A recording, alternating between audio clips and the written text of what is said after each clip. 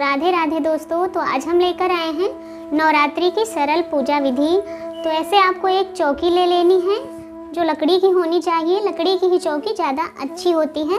उस पर हम एक आसन लगाएंगे। लाल कपड़ा होना चाहिए आसन के लिए। एक चौकी लेंगे और उस पर हम लाल कपड़े का आसन लगाएंगे। अब हमें माता रानी को स्थापित करने के लिए थोड़े अक्षत डालने हैं। इस पर हम माता रानी की मूर्ति विराजमान करेंगे। जौ बोने के लिए एक आसन देंगे। उस पे ये मिट्टी ली है हमने, इसमें जौ बोएंगे। कहते हैं नवरात्रि में जौ अगर अच्छी उगे तो समय अच्छा आता है, इसलिए जौ बोया जाता है। ये खुशहाली का प्रतीक होती है।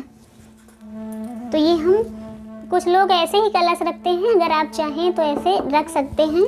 मिट्टी के पात्र में या कोई बर्तन ले लें, उसमें हम रख सकते हैं।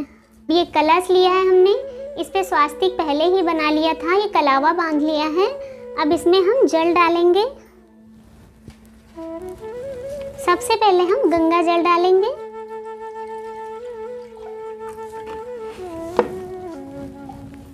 अब इसमें जल डालेंगे और एक सिक्का, लौंग, इलायची और कौड़ी और थोड़ी सी हल्दी, अगर आपके पास है तो इसमें सुपारी भी डाल सकते हैं। और थोड़े से अक्षत हम डालेंगे इसमें। अब इसे यहाँ स्थापित करेंे। ये हमने आम के पत्ते लिए हैं। इस पे टीका पहले ही लगा लिया था। ये आप पहले लगा सकते हैं या बाद में लगाएं। इस पे हम टीका लगाएंगे।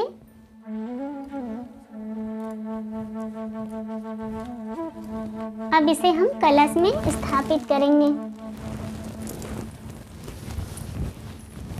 आप थोड़े से अक्षत रख के यहाँ गणपति जी को विराजमान करेंगे। आप गणपति जी की मूर्ति ले सकते हैं या सुपारी भी गणपति जी माने जाते हैं, तो आप उन्हें यहाँ स्थापित कर सकते हैं। इसमें मैंने कलावा लगा दिया है। अब हम इसमें जल की छींटे देंगे कलश पर, सुपारी पर और माता रानी पर, और खुद पर भी जल की छींटे लें। माता रानी पर कलावा चढ़ाएंगे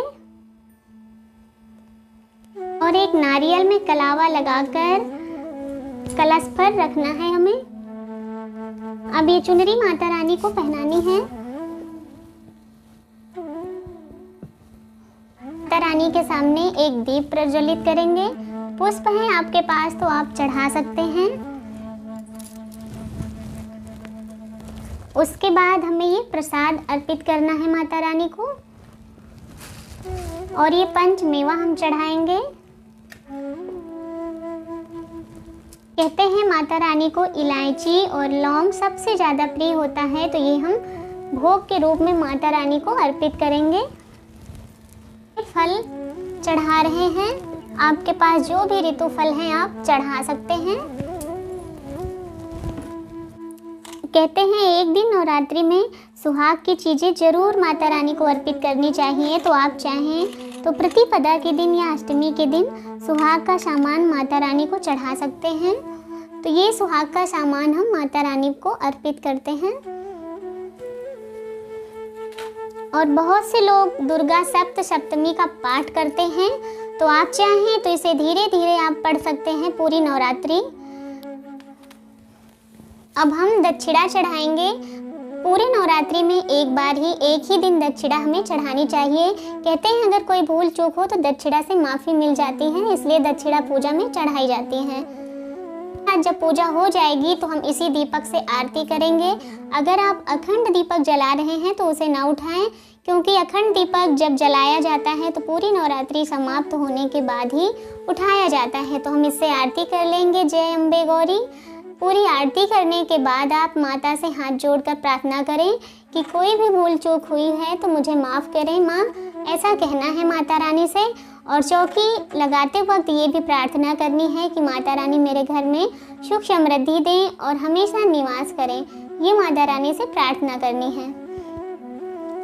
अब उसके बाद ये जो भोग का सामान है आप इसे चाहें तो उठाकर घर में बांट सकते हैं।